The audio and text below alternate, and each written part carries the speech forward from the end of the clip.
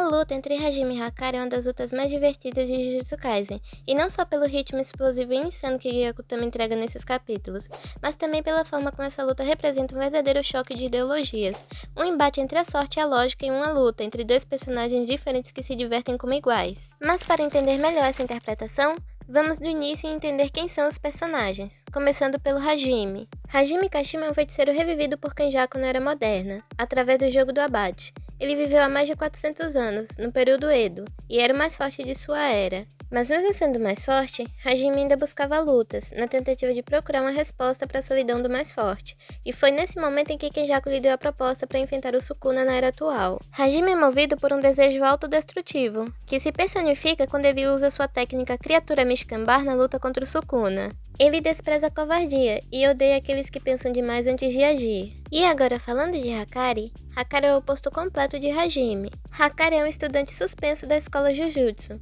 conhecido por ser incrivelmente sortudo. Hakari possui uma técnica amaldiçoada baseada em pachinko, uma espécie de caça-níquel japonesa. Quando ele acerta o jackpot, ele ativa um modo imortal por 4 minutos e 11 segundos. E durante esse tempo, sua energia reversa é ativada automaticamente.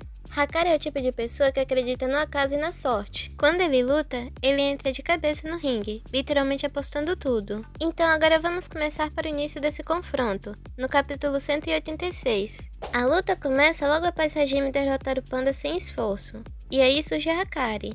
Hajime percebe rapidamente que Hakari não é qualquer oponente, principalmente pela sua entrada triunfal. Quando a luta começa, Hajime demonstra sua habilidade com eletricidade. Ele pode canalizar sua energia amaldiçoada em forma de alta voltagem, através do bastão ou do próprio corpo. O corpo de Hajime é adaptado para resistir à carga elétrica extrema, o que indica seu estilo de luta, rápido, ofensivo e direto. Quando o Hakari aparece, ele entra imediatamente no combate, mas já preparado para ativar seu domínio. A entrada de Hakari nesse capítulo já define sua natureza. Ele literalmente aposta no combate. Ele começa a lutar antes mesmo de saber se seu jackpot vai sair. Isso simboliza sua total entrega ao acaso. Hakari é alguém que confia no momento, que arrisca antes de calcular, e isso contrasta com alguém como Hajime. No capítulo 187 conseguimos ter uma noção maior disso. O capítulo mostra que Hakari acertou o jackpot.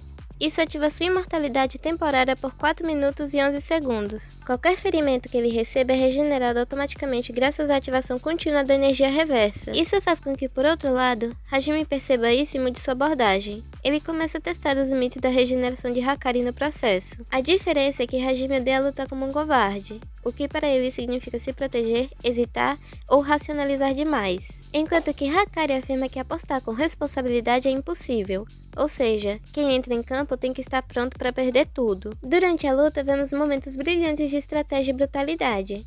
Hajime arranca partes do corpo de Hakari, mas Hakari simplesmente continua voltando. Sua imortalidade temporária transforma a luta num jogo de sobrevivência. Hajime, que havia entrado nesse jogo de acaso do Hakari, começa a usar golpes elétricos mais específicos. Ele canaliza descargas diretamente em pontos vitais, na tentativa de parar a regeneração automática. Mas Hakari é duro na queda, e mesmo quase morrendo várias vezes, ele usa todo o esforço físico para continuar apostando. Esse capítulo aprofunda a ideia de que a sorte só é útil para quem tem coragem de usá-la. Hakari não confia em probabilidades, ele se joga nelas. Ele usa a sorte com a mesma precisão que Hajime usa sua técnica. No clímax da luta, Hakari joga Hajime dentro da água, na tentativa de fazer com que isso descarregasse sua energia amaldiçoada. Mas Hajime, enquanto suprimia toda a sua energia amaldiçoada ao máximo, realizava uma eletrólise com água salgada para criar o gás cloro. Hajime ocasionalmente muda o cenário da luta com a lógica científica, acreditando que o veneno possa impedir a regeneração de Hakari. Mas é nesse momento em que Hakari mostra que também sabe as consequências de ganhar ou perder, já que ele não está mais apostando em energia reversa. Ele está apostando na própria sorte, se aproveitando dos 4 segundos que lhe restava para derrotar Hajime. Hakari, dessa vez encurralado e envenenado, luta com o que ainda lhe restava, e sacrifica seu próprio braço nesse último confronto definitivo. E mesmo assim não fica claro se Hakari foi o vencedor ou se foi apenas um empate, já que Hakari sobrevive pois ainda tinha 4 segundos, e por aceitar que até mesmo para vencer usando a sorte, ainda deve saber os riscos e consequências, como ter um braço arrancado.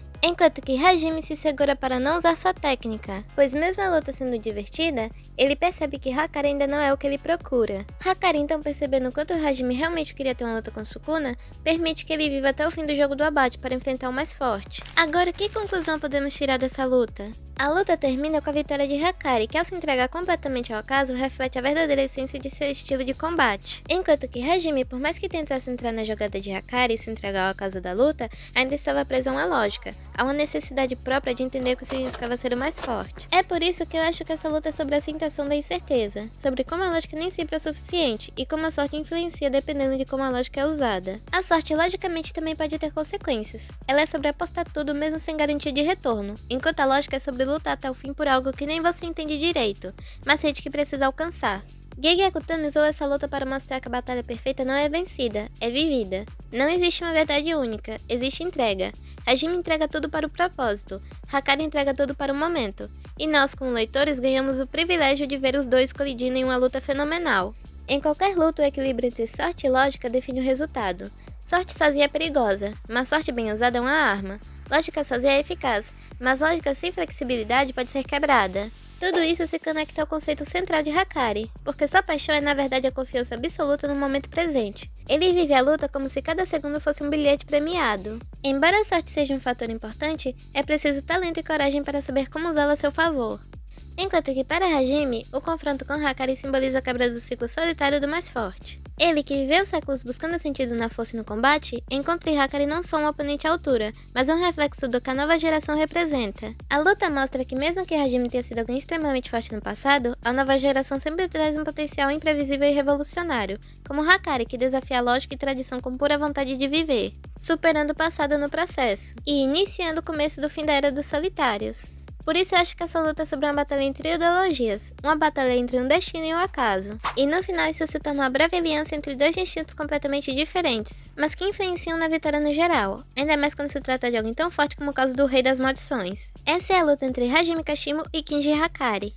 Espero que esse vídeo tenha sido útil para vocês, fãs de Jujutsu assim como eu. Até uma próxima!